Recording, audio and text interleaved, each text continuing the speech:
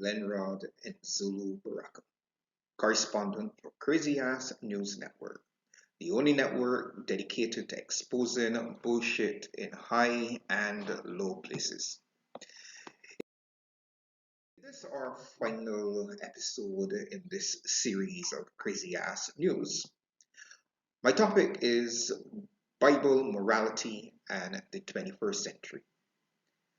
Is the morality found within the pages of the Bible relevant to the 21st century? Reconstructionists, dominionists, conservative fundamentalists all want to make the Bible the center of political, legal, and social policy. Now, in this series, we have talked about these groups. We talked about Roash J. Rushdoony and his Reconstructionists.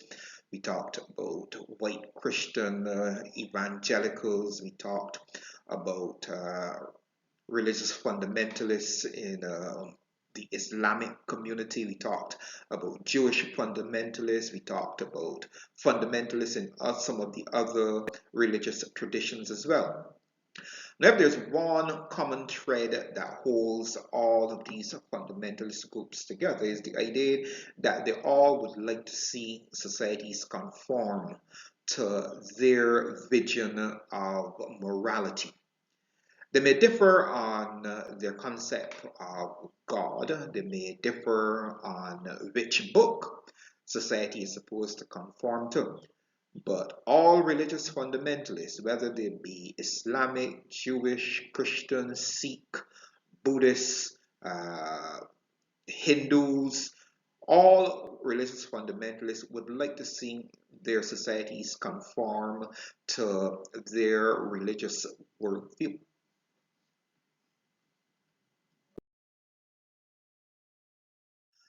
Now, because of the negative impact that religious fundamentalists has been having on our contemporary world, and in our last episode we talked about killing in the name of God, where we saw that many of these religious fundamentalists have actually resorted to violence against not only property but also violence against people.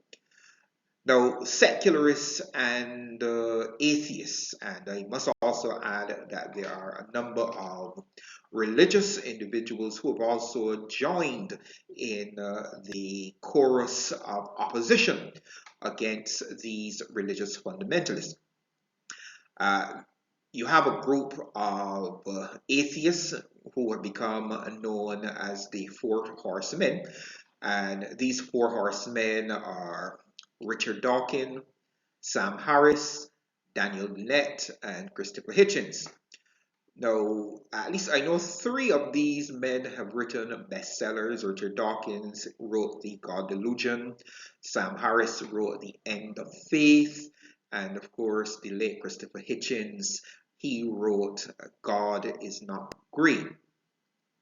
Now, after the death of Christopher Hitchens, a very beautiful African lady by the name of Ayan Hershey Ali. I think she is a Dutch American citizen at this point, and she has joined with the other three gentlemen. Her emphasis is on gaining religious rights, or rather than saying religious rights, human rights for Muslim women, as well as she's been trying along with a number of other Islamic activists who are working very hard to bring about some kind of reform within Islam itself. So we find that these atheists and secularists are pushing back against what the religious fundamentalists are actually doing in the modern world. So this brings us to three basic questions. Just how moral is the Bible? Would societies be better off if biblical morality were enforced? And thirdly, are theocratic states visible in the 21st century?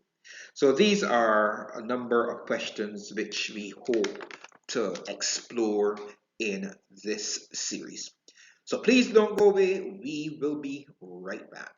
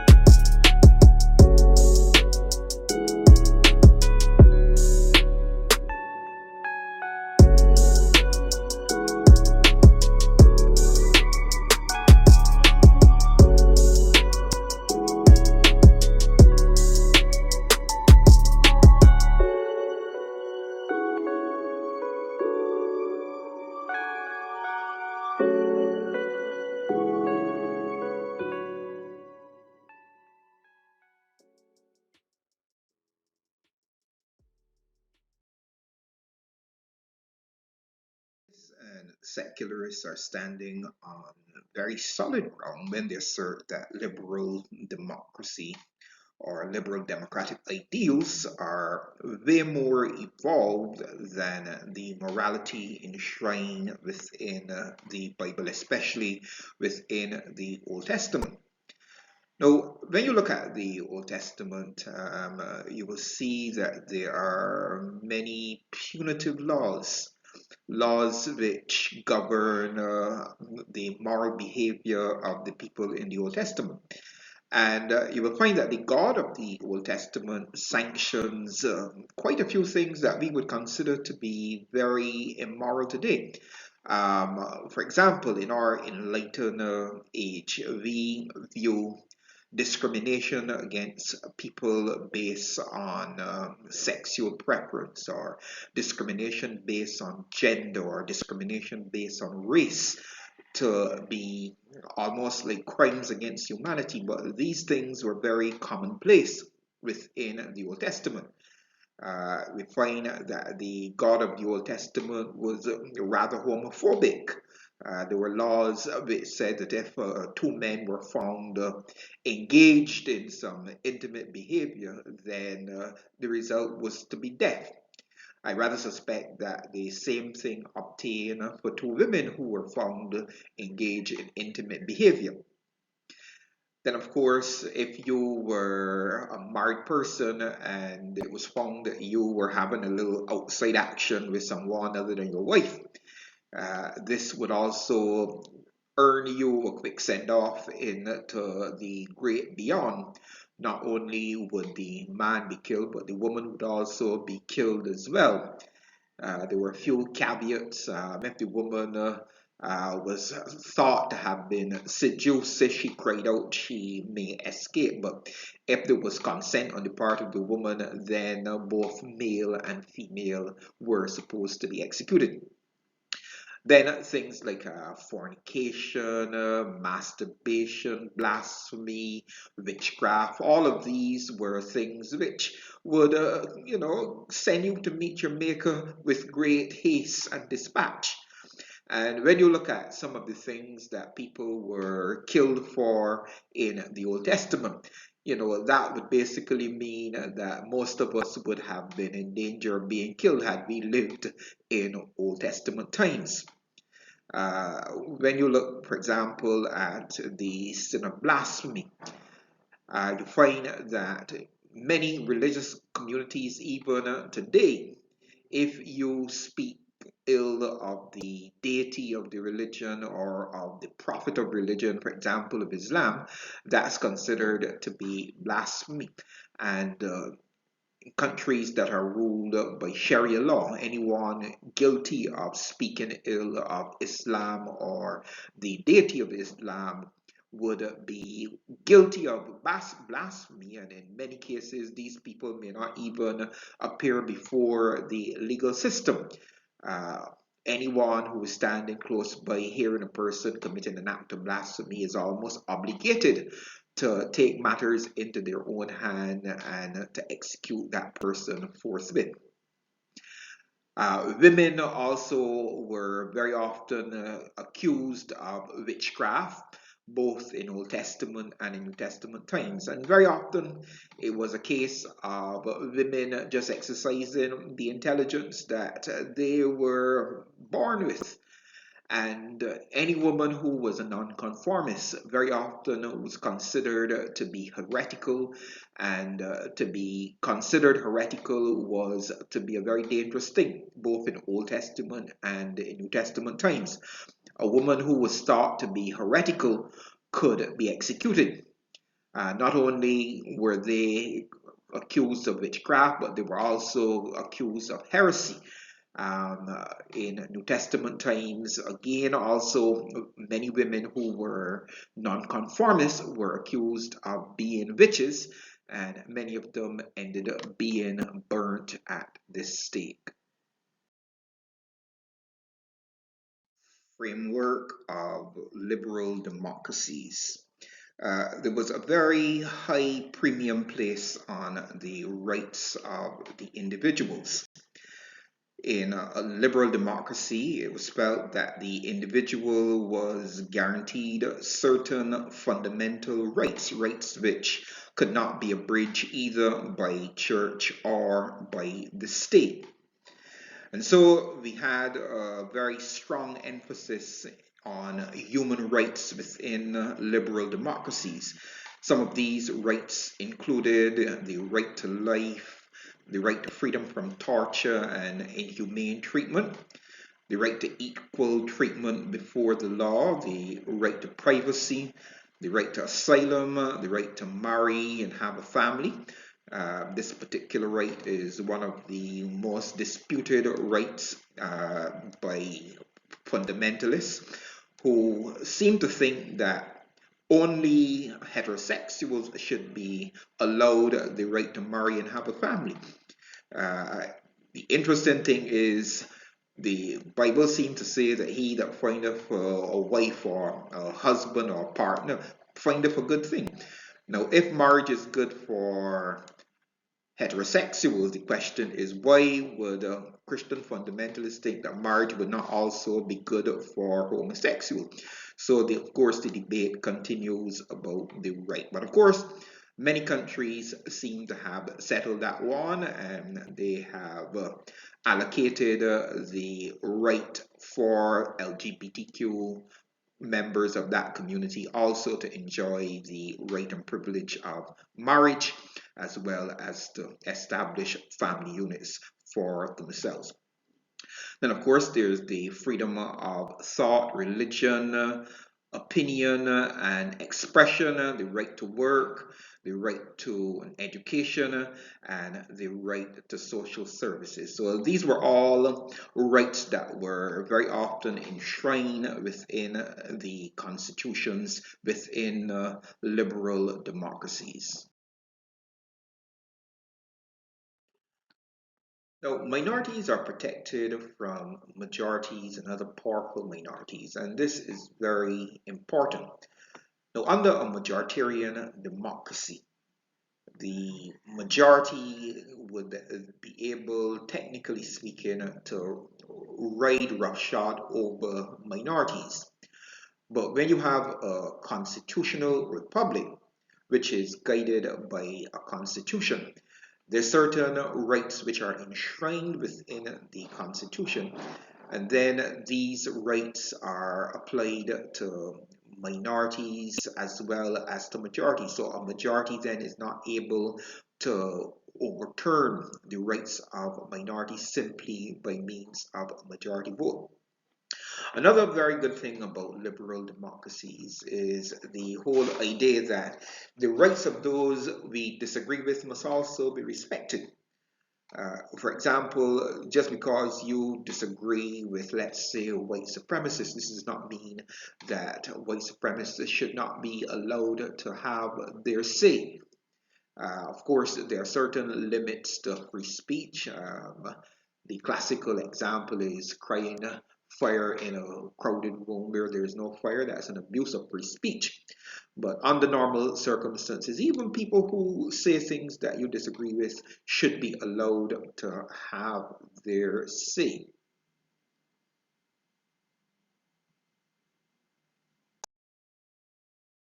As you can see, when you compare the morality of the Bible with the ideals within a liberal democracy, one must conclude that the biblical morality is very primitive by comparison. As we just said, within the Old Testament context, you had all these punitive laws which were supposed to govern people's moral behavior. And anyone who stepped outside the boundaries of these moral laws could very well find themselves courting disaster, if not death. We made mention of all the sexual deviations which would gain an individual a date with the executioner, or rather I should say a date with the stoners, because within Old Testament times, stoning was perhaps one of the most popular forms of executing. A man who was found having sex with another man, the people would just take him outside the camp of the Israelites and stone him. The same thing would go for anyone found guilty of adultery, fornicators, young persons who wanted to experiment with their sexuality. It was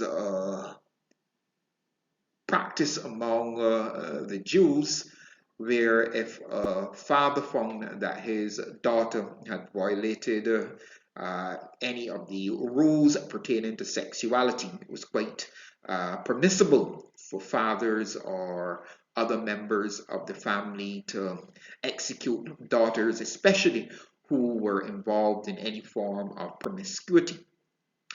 Then, of course, masturbation. Now, masturbation, this is a very interesting one, because within the Bible, there's a very infamous story of a man called Onan.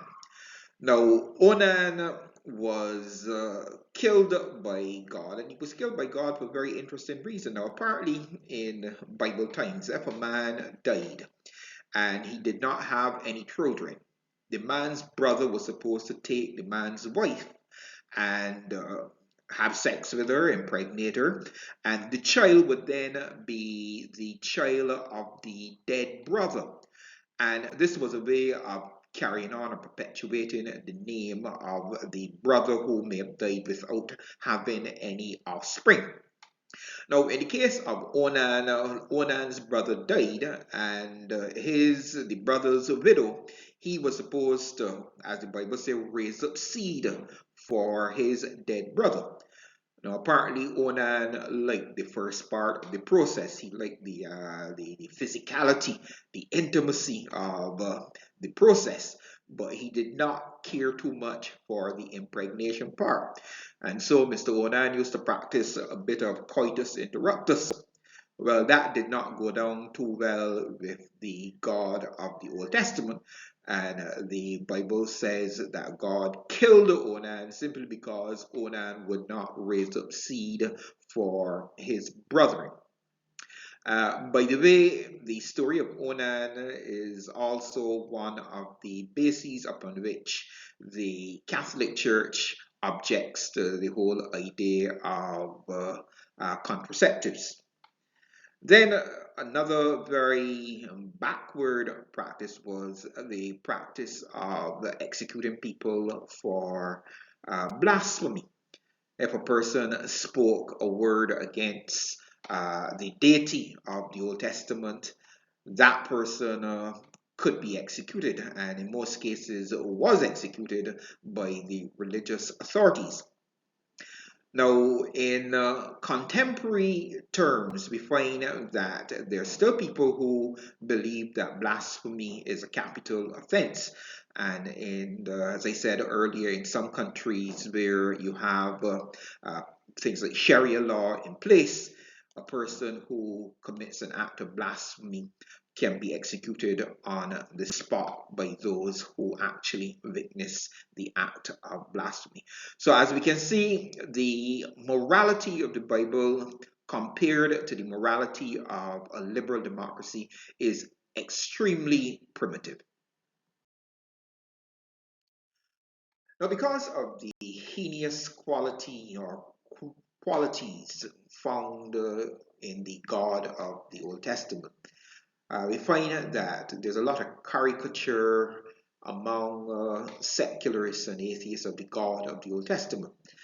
And an example of this was found in Richard Dawkins' book, The God Delusion, where Richard Dawkins makes this very famous statement. He says, the God of the Old Testament is arguably the most unpleasant character in all fiction, jealous and proud of it, a petty, unjust, unforgiving control freak, a vindictive, bloodthirsty ethnic cleanser, a misogynistic, homophobic, racist, infanticidal, genocidal, filicidal, pestilential, megalomaniacal, sadomasochistic, capricious bully. Now, clearly from this, you would know that Richard Dawkins is no fan of the Yahweh of the Old Testament.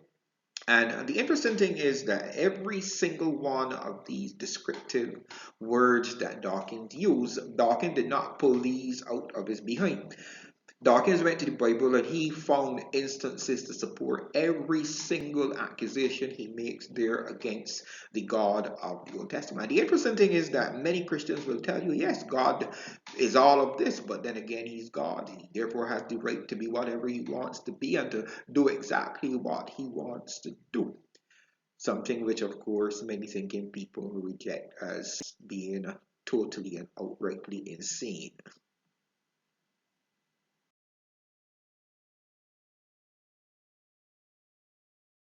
Now, in addition to all of the negative characterizations of the deity of the Old Testament that uh, Richard Dawkins referred to in his book, The God Delusion, we find that the Bible itself seems very compatible with many activities which we would consider to be the very lowest bottom of morality.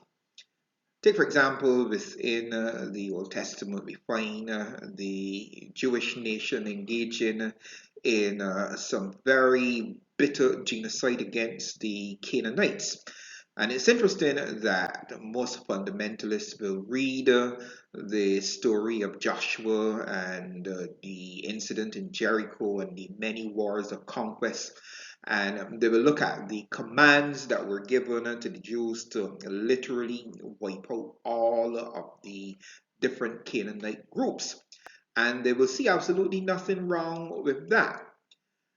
Not only do we find that the Bible very supportive and very compatible with the act of genocide, but we also find that ethnic cleansing, that was also something that was very popular with the Old Testament believers.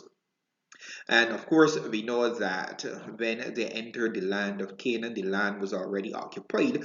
So they engaged in some serious land theft as well, something which, again, by today's standards, we would consider that to be very low on the moral scale. Then we find that within the Old Testament, there are lots of different wars of conquest. Again, not exactly what you would consider to be the epitome of morality. Now, within the book of Exodus, we find the Old Testament, the deity, liberating the Israelites from supposed slavery in Egypt. But then, as the Jews enter into the land of Canaan, we find that the same God who liberated them from slavery then gives them advice as to how they could best practice or how they could get the most out of slavery itself. And so we find a lot of advice being given by the God of the Old Testament to the Jews about how to engage in the nefarious act of slavery as well. Then within the Old Testament, we find that there's a certain amount of misogyny. Uh, Women are supposed to be subject to men, and we'll talk about that a little later. Then, of course, you have the whole issue of homophobia.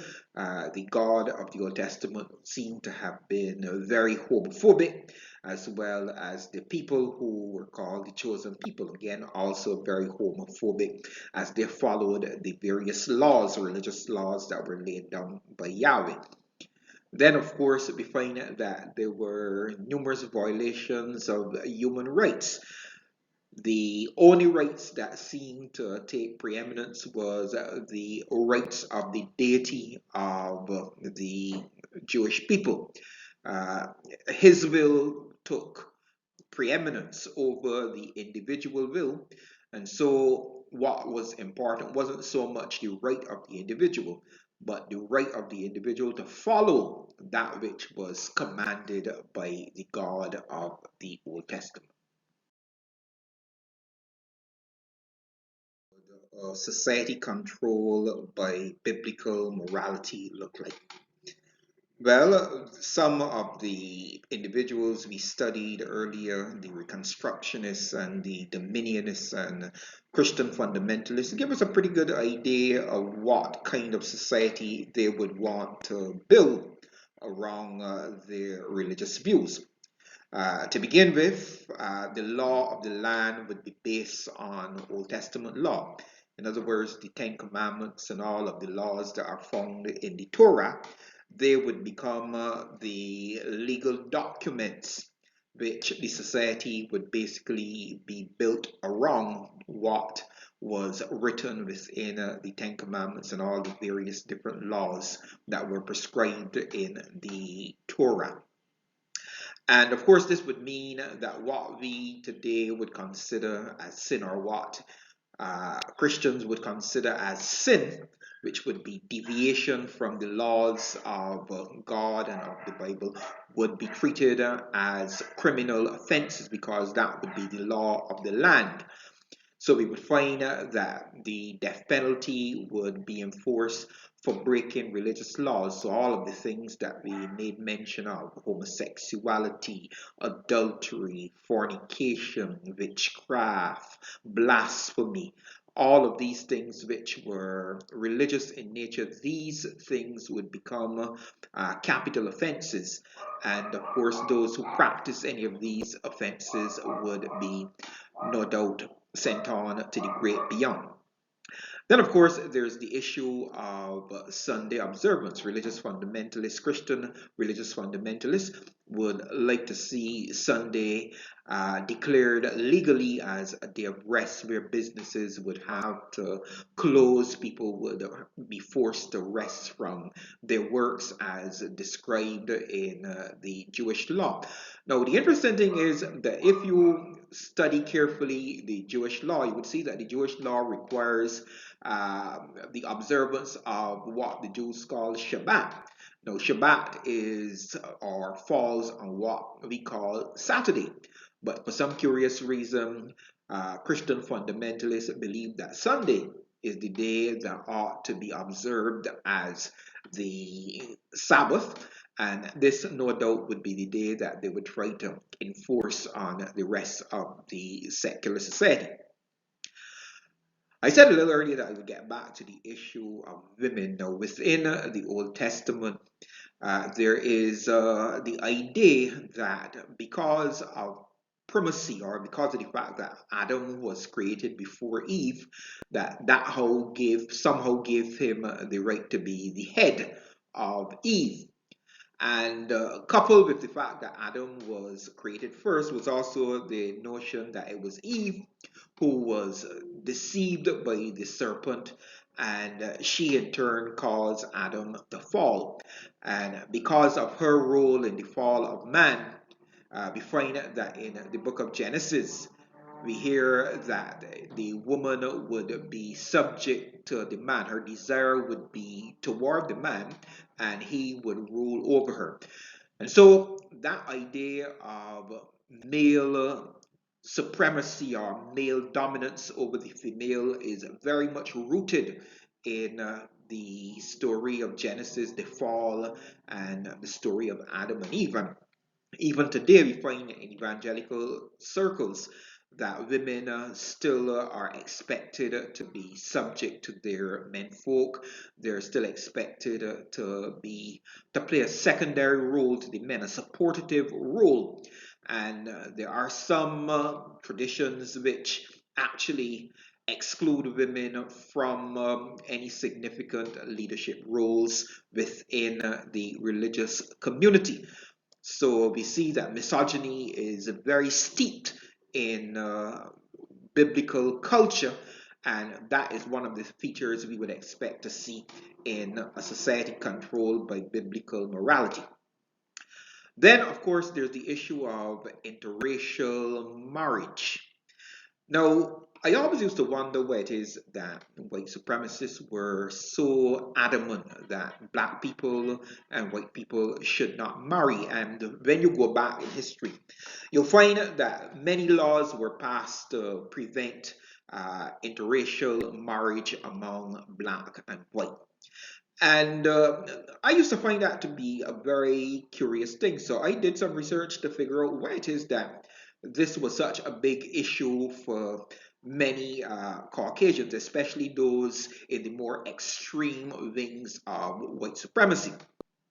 And what I discovered was that within some of the extreme groups like Christian Identity, the Aryan Brotherhood, the Ku Klux Klan, there is a theology which basically states that Caucasians are the descendants of Adam. And of course, Adam, according to these hardline white supremacists, was white. But they believe that before Adam was created, another group was actually created, and this group were called the pre-Adamites or the mud people. Now, needless to say, the mud people were black, brown, anything except white. Now, the purpose for which these mud people or the pre-Adamites were created was basically to serve the Caucasian race or to serve the Adamites. These pre-Adamites were considered to be subhuman. They were not on the same level as the Caucasian Adamites. So therefore, according to the extreme white supremacists, any Caucasian person who married or who got involved with a person of color, black person or brown person, it would be almost as though they were engaging in an act of bestiality, because that is how black and brown people were viewed, as subhuman. Now, there's a very curious thing. Those who know me well would know that I came out of a Seventh-day Adventist background. And there was a curious statement in the writings of the prophet of the Seventh-day Adventist Church, Ellen White, in which she made mention of the fact that there were certain races which were an amalgamation of man and beast.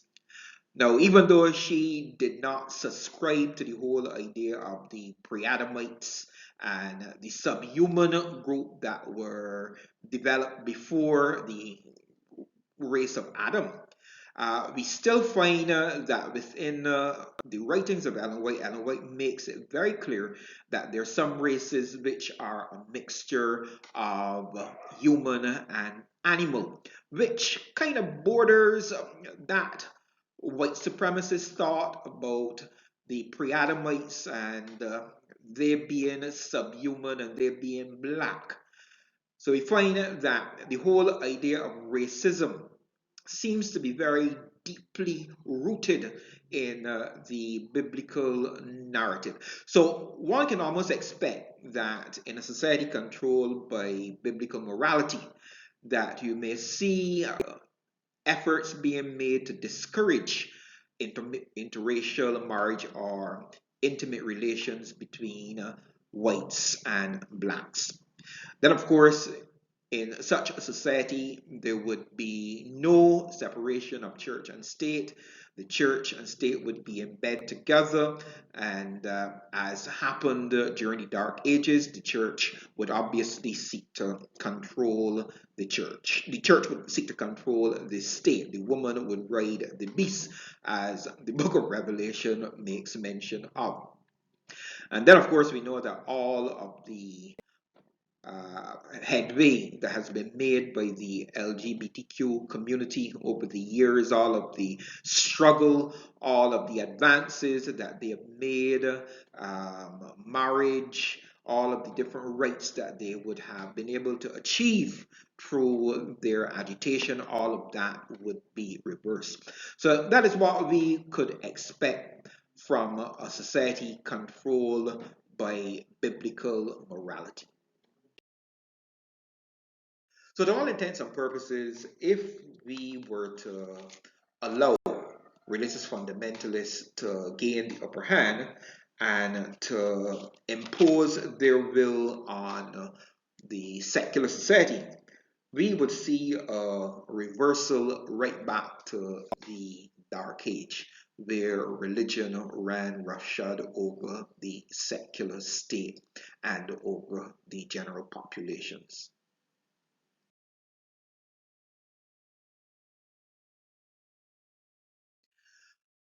Now, in previous episodes, we've talked about Afghanistan and Iran, and we've looked at just how these contemporary experiments, theocratic experiments, have been faring.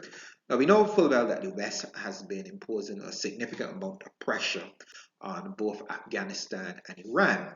But even outside of the pressure being imposed from the West, we find that there is an ideological war going on in both Afghanistan and Iran. And this ideological war is turning out to be a war against women. And we're also seeing violations of the human rights of citizens both in Iran and in Afghanistan. Now, there's a known fact that in most theocratic societies, things like freedom of speech are a no-no. Since the church and the state are in bed together, any opposition to either church or state can be viewed as a form of treason, and in some cases it could also be come under the classification of blasphemy, since the authorities of the state were authorities set up by God. For you to resist the authority set up by God is to resist God himself. So you could very well find yourself running afoul of blasphemy laws under societies that are guided or ruled by religious authorities.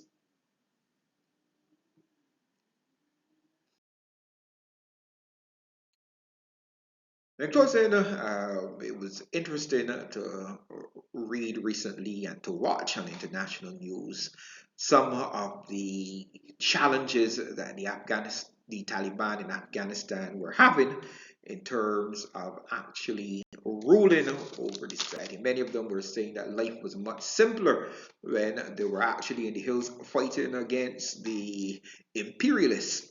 Many of them seem to think that it would be much better for them to get back to fighting an insurgency war rather than actually trying to rule. Many of them are finding it difficult keeping up to speed with all of the demands of the job. And as can be seen here, many are asking, can we just go back to fighting? Apparently, the 8 till 4, the 9 till 5 schedule is quite a bitch for many of these Taliban fighters. Well, I've come to the end of series 1 of Crazy Ass News. I certainly hope that you've learned something from all of the presentations that we've done. I'd just like to say, if I've gotten under your skin in any of the episodes, I considered myself to only have half succeeded. I not only wanted to get under your skin, I wanted to get into your minds as well. You see, my goal in doing these presentations is to encourage people to think new thoughts, to expand the frontiers of your mind, to incorporate the scientific method into your day to day life so that you would keep testing and discarding old ideas as new facts surface. I'm Nenrod in Zulu Baraka, correspondent for Crazy Ass News Network, where our motto is every day is the same old shit, just different assholes.